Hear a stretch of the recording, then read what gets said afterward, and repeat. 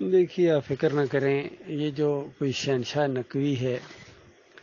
اس کے ہوش ٹھکانے آ جائیں گے۔ نبی علیہ السلام نے فرمایا سب سے زیادہ ذلت کا عذاب جس کو دیا جائے گا وہ ہے جس نے اپنے آپ کو شہنشاہ کہلوایا، کیونکہ شہنشاہ اللہ ہے۔ شہنشاہ کا مطلب ہوتا ہے بادشاہوں کا بادشاہ، بادشاہوں کا بادشاہ۔ تو جس طرح دنیا میں یہ ایک اکبر بادشاہ گزرا، یہ بھی اپنے آپ کو شہنشاہ اکبر کہلوایا کرتا تھا، اور کتنے ہیں بادشاہ دنیا میں گزرے ہیں، اور عام لوگ بھی، جس طرح اس کا نام ہے نقوی شہنشاہ۔ تو اور جو کفر بک رہا ہے یہ تو اس کے علاوہ ہے نا، جو انبیاء پر الزامات لگا رہا ہے اور جو علی رضی اللہ تعالیٰ کو اٹھا کے نبیوں سے بھی اوپر کر رہا ہے، بالکل یہ بکواس کر رہا ہے، جھوٹ بول رہا ہے، کفر بک رہا ہے، اور سامنے بیٹھے ہوئے سارے کے سارے جانور وہ اس کی تائید میں، سارے مولوی اسی طرح، یہ صرف شیعوں کے ذاکر نہیں، یہ جو سنیوں کے ذاکر ہیں نا، طاہر القادری ہو گیا، طارق جمیل ہو گیا، یہ سنیوں کے ذاکر ہیں، اور خادم حسین رضوی ہو گیا، سارے اسی طریقے سے ایک بڑھ کر آتا ہے۔ اور بلکہ ڈاکٹر اسرار احمد کتنا بڑا اسکالر ٹائپ سمجھا جاتا ہے، انقلابی ذہن والا، لیکن یہ بھی اسی فلسفے کی تائید کرتا ہے کہ انبیاء جو ہیں جب تک، یعنی خاص کر نبی علیہ السلام جب تک اللہ سے زیادہ پیارے نہیں ہو جاتے اس وقت تک آپ کا ایمان ہی مکمل نہیں ہے۔ اور پھر علامہ اقبال کا شعر پڑھتے ہیں کہ علامہ اقبال نے بھی یہی کہا ہے، قوت قلب و جگر گردد نبی، از خدا محبوب تر گردد نبی، کہ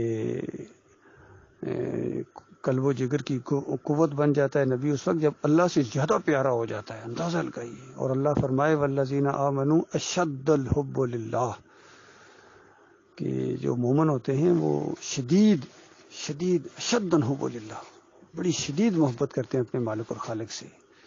تو اللہ کے مقابلے میں بھی کسی کی محبت کرو گے تو شرک ہے،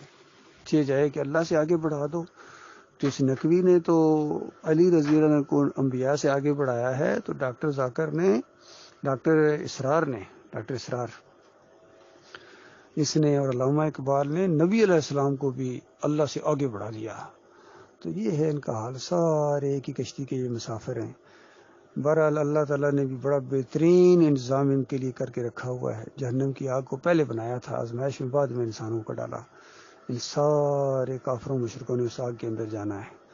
سورہ الکہف کے اندر مالک فرماتا ہے افحسب الذین کفروا ان یتخذوا عبادی من دونی اولیاء، کیا گمان کیا ہے کافروں نے؟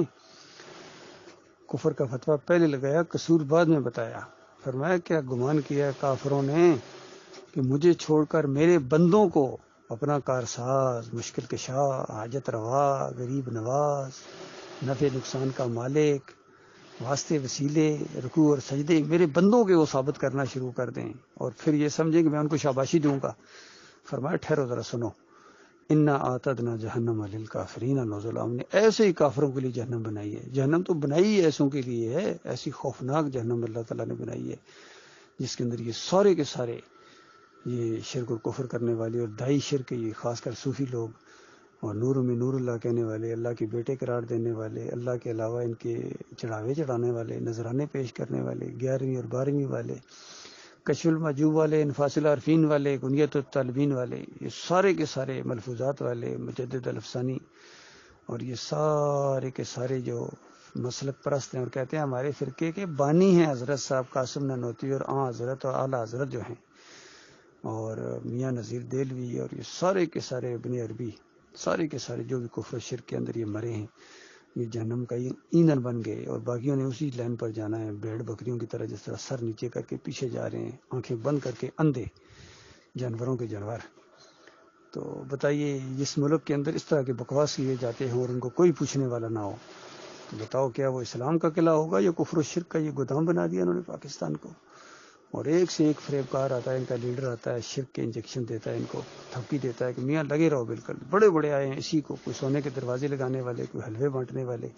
کوئی چادریں چڑھانے والے، سارے، کوئی جناب وہاں سجدہ تعظیمی کرنے والے، کوئی جنتی دروازے کے لگا کے اس کے اندر سے گزرنے والے، سارے ایک ہی کشتی کے مسافر ہیں۔ اس گندگی کے پلندے کو، اس کچرے کو اللہ تعالیٰ جہنم کی آگ کے اندر پھینک دے گا۔ اللہ تعالیٰ کا لاکھ لاکھ شکر ہے، مالک نے ہمیں ایمان کی سمجھ دی ہے، اور اس کے اوپر جم جانے کی توفیق دی ہے، اور ان سارے کافروں اور مشرکوں کی خبر لینے کے لیے کچھ تو انتقام لو اللہ کے بندوں تاکہ، اور مالک استقامت دے، اللہ تعالیٰ ایمان خالص کو آگے لائے۔ دل کڑتا ہے، پریشانیاں بھی ہوتی ہیں، لیکن اللہ کا منصوبہ یہی ہے بھائی، اللہ تعالیٰ چاہے تو ایک لمحے کے اندر ان کو برباد کر دے، لیکن اللہ تعالیٰ نے ان کو وقت دیا ہوا ہے، چند دنوں کا، لمحوں کا معاملہ ہے۔ اگر انہوں نے توبہ نہ کی، ایمان خالص کی طرف نہ آئے، تو پھر بڑا خوفناک انجام ہے ان کا۔ اللہ اپنی پناہ میں رکھے۔